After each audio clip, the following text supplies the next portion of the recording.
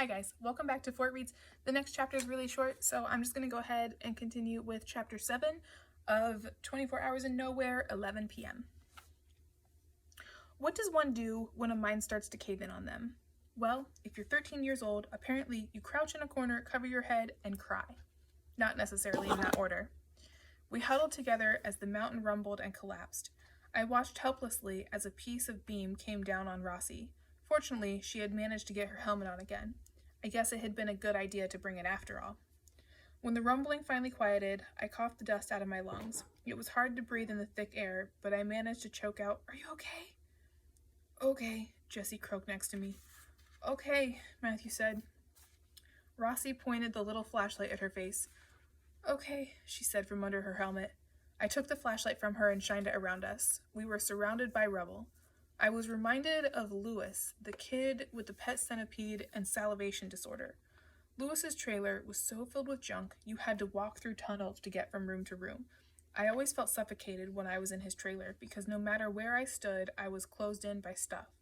The mine was like that right now, only there were no tunnels, just walls. Claustrophobia, an extreme fear of confined spaces. I looked above me and saw what had saved our lives. A giant boulder jutted out overhead and had prevented the mine from caving in right over us. The air was thick with dust, almost too thick to breathe, and we all coughed and gasped. Jessie sniffled beside me. "What are we going to do? No one even knows we're here." I shined the light on him and Matthew and saw that they were holding each other in what could almost be considered a romantic embrace.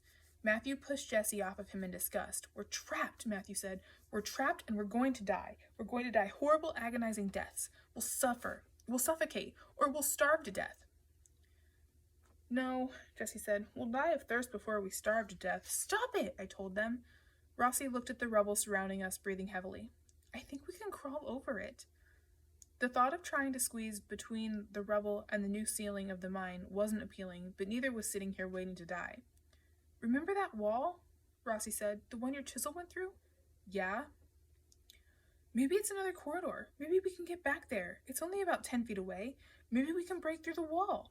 And maybe we'll die in the rubble," said Matthew. "Maybe," said Rossi. "Or maybe it's filled with methanol," said Jessie.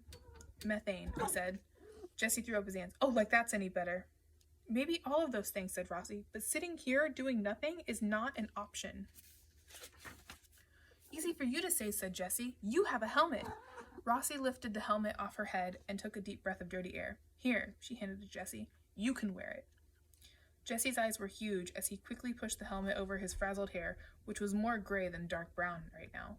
Matthew shook his head. "Wimp." "I'll go first," I said. Jessie nodded, the helmet flopping forward. "Great idea."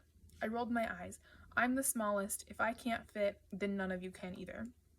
Rossi stared at me. She was breathing hard and her forehead was covered in sweat. "I lost my backpack. Our water was in it. Don't worry, I have a jar of water." 1 jar of water for 4 people? I realized immediately I wasn't going to be able to hold my flashlight and scale the rubble, a mix of rocks and earth and rotten planks at the same time. I stuck it in my mouth and started to climb the unstable pile. My hands slipped and I tumbled back down along with a bunch of rocks that banged up my legs.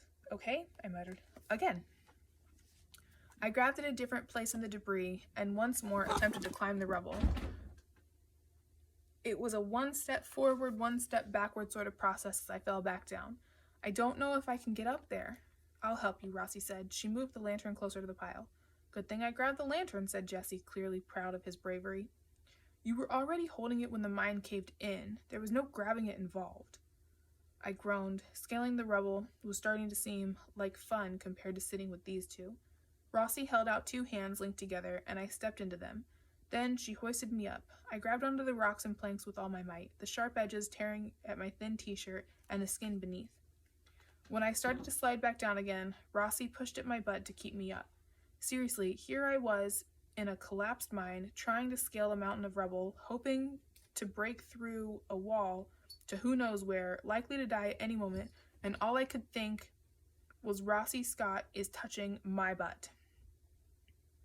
After what felt like an eternity, I made it to where the rubble wasn't so loose and steep and was able to pull myself up to the top of the pile. I lay there for a moment trying to catch my breath. The ceiling was barely above my head. I was sandwiched. I felt the panic rising in my chest, and I did my best to squash it back down. I aimed the flashlight ahead of me. I could probably squeeze forward over the pile, but I couldn't make out the far wall. All I saw in that direction was blackness. Nothing. I turned my head back to Rossi. I think we can make it. I inched forward over the painful rubble, the sharp rocks digging into every part of me. I was glad I had worn the "At least it's a dry heat" t-shirt instead of one of my good ones from the Dollar General in Casa Grande. I didn't often go to Casa Grande, and a new pack of t-shirts was a luxury in my life. I heard a lot of grunting behind me as the rest of them tried to push one another up the rubble. All three of them were larger and stronger than I was, so it didn't take nearly as long. I could barely breathe as rocks pushed into my diaphragm. The air was so thick with dust, I was amazed I hadn't suffocated already. I came to a section that was too tight to squeeze through, so I worked on moving rocks and earth away while I waited for the others. It's really tight right here. Matthew crawled up beside me and helped to clear more inches.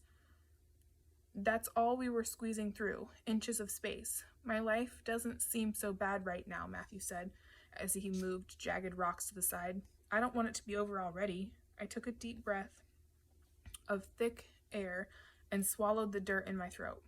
It won't be. Have a good night, guys.